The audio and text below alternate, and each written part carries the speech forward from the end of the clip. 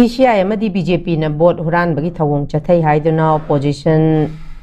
MP singna khongjang changchilingai Manipur appropriation amadi GST bill pass tawkhre haiduna oja thamli khoi MLA opposition gi chahum nani ko khoi gi board ECI ga manaraga board se lut tawre hurale habagi sigi marak sida khoi gi handaki sida pukhat pase khoi gi bill si Manipur gi ona pukhat pada khoi gi president rule lama pukhat khana ba yai habadu pass tawgre aduga appropriation amadi GST pass tawkhiba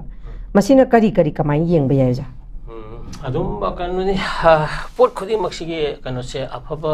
kanosi ni akoina udui je ko hanba isaji yamna kanosi positive hoiba ko si yamna mathau tai hari mayam si afaba ngata ne ba akoi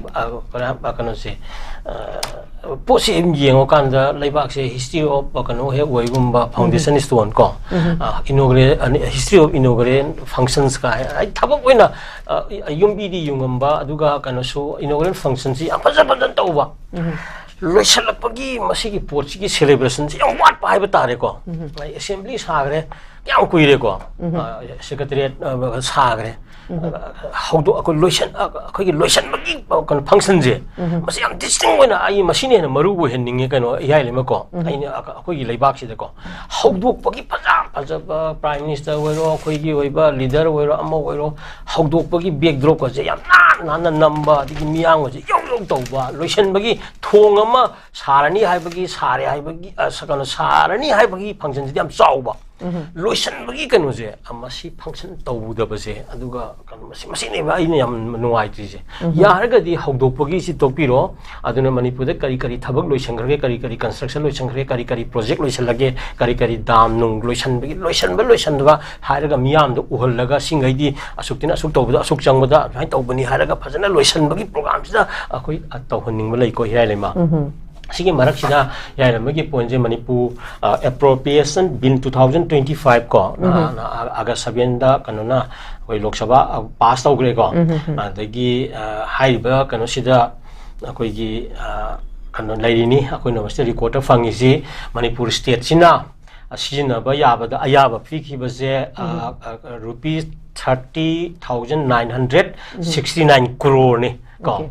masidi da central kanoni additional central allocation da kuigi rupees 2 kanoni 1,898 crore ama hapa matungda si pass tawrimni Manipur gi laidiba 2025-26 ki financial year sigi oiba nakan gi tarka laiba se masi akoi gi sijinaba yare haidana ngasai pass tawkhibani si adum afabani akoina logani ko moijina implement tawrpadana kamai toino gaiduna atopa chapter amani ko akoi gi di asmana lauromaga paisa mayamdu kano Manipur gi maming duda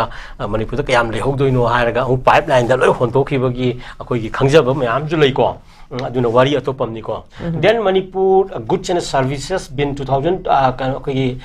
kano se 25 se masina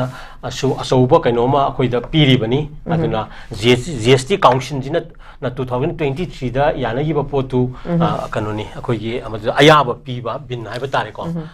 kanoni GST council na 2023 da yagi potu sidi da hiailama akoi na uri ba se ngasai gi kana kase undenatured extra undenatured extra akoi nutrient alcohol na nga use sungbogi part am khak sida yauri permission pibagi ENA na ko aduna hariba kana ENA asi India gi luxury ba ada IL ga hariba India made Indian liquor ga hariba natraga IMF kanogi kano I ga hariba Indian made akoi gi foreign liquor ko FL ga hariba sigi standard Manipur gi liquor use masi sungba yabagi permission pibudu yauri ni ko aduna swai si miyam gi athinga marakta masi gi economy sina kan revenue sina Manipur da ga sai asoba kanoma impact ama kana ba pirani haibudu gi si yawi haibase masi yawi haibase ma koi ka khangmina hoba yai ko human consumption gi dam ta sungba yu makhan jing ni ko aduna hari ba sing si pass tau ki ba loina na si development ma gi tongan ba permission pi dana yu yol han ma kolan ba ani lai kai da yon ba da su permission phangera phangoira hojiti yu thak ba yu yon ba na khara wajau su ba matam gori adana si laki ba ya atawum thok da ba da ko amdi ya aina ya bani kai to laksalapa sai sida aikoi gi lamcha sajat kamdong na sem gadage aduga manipur government ama sigi monitoring kamai tawdage permission na kamai pi gadage adugi quality gi magi kanoni food safety gi matang da yengsin gadawba check tawgadawa particularly yu gi sengi sengdi mayam si yu thak bada da kanu siba mayam gi wari kan akoi gi sidi haingam dana ko kanu laitre dana ko adum siba da kap nei na hai du ni mai nu pa si bada kan o baba kan no nange kan ising yan bana ba na ba la hang la e hai do adu ai pal honing je ta bada di kan khoi nungai ba man ba reality ni hai bani da aduna sigum si yenga kanda akoina sigi myam si kupna constant stakeholders ko lai ko manipur ni sabandi gi 1975 ta thoga sena gi opium war gi mong da manipur khunai mut ke tor ko di ma mayam na chongthok tana si boga akana ni sabandi ho ki adum ningsing dan lai ri dana ko adumai taw dana hojik drug ki mafam wori ba lambi ni then sigi marakta amuksu state ki exchequer hai batare state ki kano da economy da kitang phagan amne haidana ka use amuka yara ini ko na si mayam si yeng kan da akhoi da masina pirak pa yaba sai thieng mayam si gi ngaklo oi gi do mayam sing ase masi hana khana pa si tawrabani na ba si phare tawrajanu tawri masi implement tor ko matam da miyam da pirak pa social impact ko cultural impact and economic impact ko mayam sing asi yengjana ba private and public sector gi community kan sector mayam se masida kano yamna kano hi